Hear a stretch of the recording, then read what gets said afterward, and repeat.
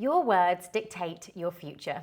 They come from your thoughts, you say them out loud, and then they affect how you spend your time. They affect the decisions you make, actions you take, and how you live your life. Choosing the right words is so important, but so many people don't think about this intentionally. I want to share with you the 5 words I never use. Firstly, so that you can decide what you think about those words and if you want to maybe never use them as well. And then also so that you can come up with your own list of words that you never say no matter what. Here they are. The first word, overwhelmed. I never use this word because I am not a victim.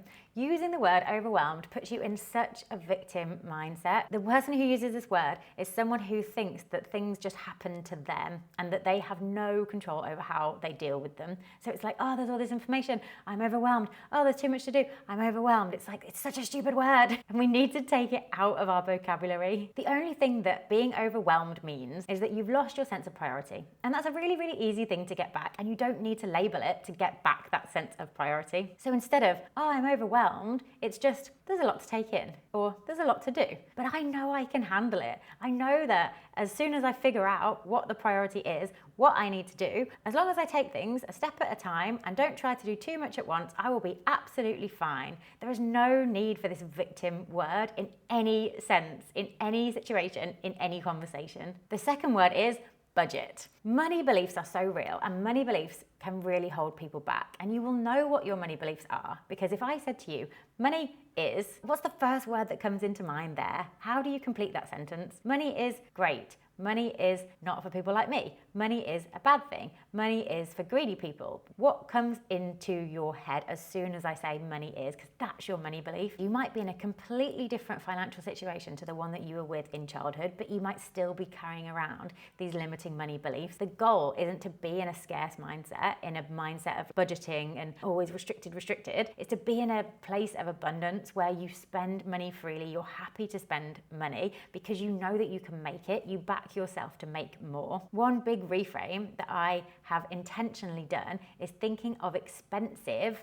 as good instead of bad. So many of us think expensive equals bad because it means we're getting ripped off, or it means we're paying over the odds, or it means that someone's making a cut when they shouldn't be, or someone else is profiting from us in some way. But actually, expensive can mean really good. The most expensive hotel room is the best hotel room. The most expensive way of traveling is the least crowded. The most expensive food is often the tastiest. The most expensive team members are often the best. Expensive often equals good. This can be so fake it till you make it. I remember when I ran my social media agency, whenever I wanted to hire someone who I knew would be really, really good, but we couldn't afford it, I would always see how I could just hire them, just give them a start date at some point in the future and back myself to get the clients to mean that we could afford them. And you know what? It always happened because my energy shifted, and it meant that I put the focus into taking control, getting new clients, and then it meant that money came to us and we could afford that new person. If you act with a scarce mindset, if you act where you need to stick to budgets and you really need to cut costs, you will continue acting in that way and money will not really reach you. Whereas if you act in the opposite way, in an abundant mindset,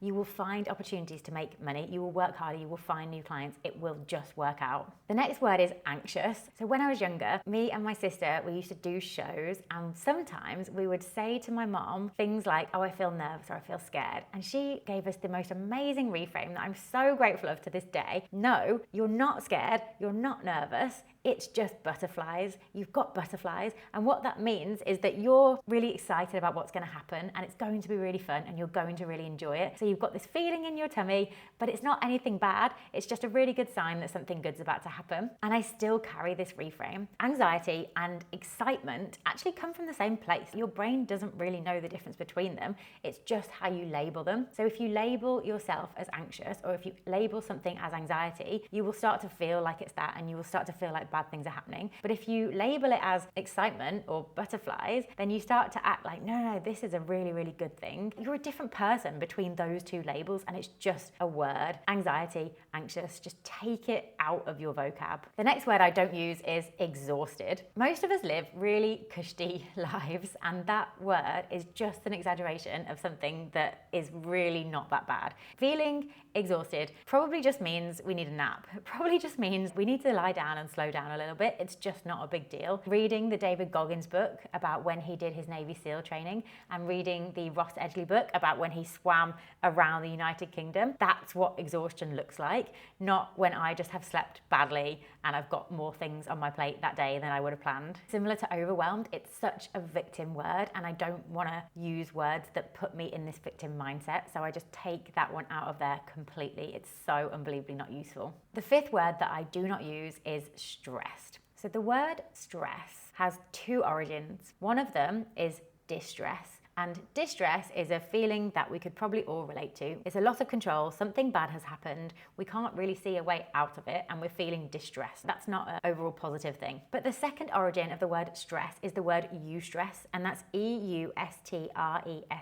EU as in euphoria, like this euphoric state of stress, kind of back to butterflies again. This feeling that yes, you've got a lot to do, but it's because you're on a mission, it's because you're doing really cool stuff, it's because you're onto something, it's because all the stars are aligning and you're heading in the right direction.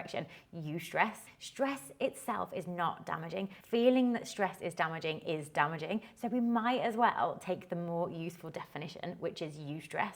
So I do not use the word stress because it's got this horrible connotation of this victim mindset, feeling like we haven't got the power, whereas eustress means we take our power back. Most of our problems are good problems to have, and feeling like you've got too much on your plate is probably one of those. Choose your words so carefully because they dictate your entire disposition. So which of these words have you vowed never ever to use? Maybe you're the same as me. Maybe you have other words that you have also said, no, I'm not going to say those because they don't vibe with who I want to be in any way. Let me know in the comments below. I would love to hear from you. And then of course, hit subscribe and you will see all new videos whenever they come out. I will catch you in the next one.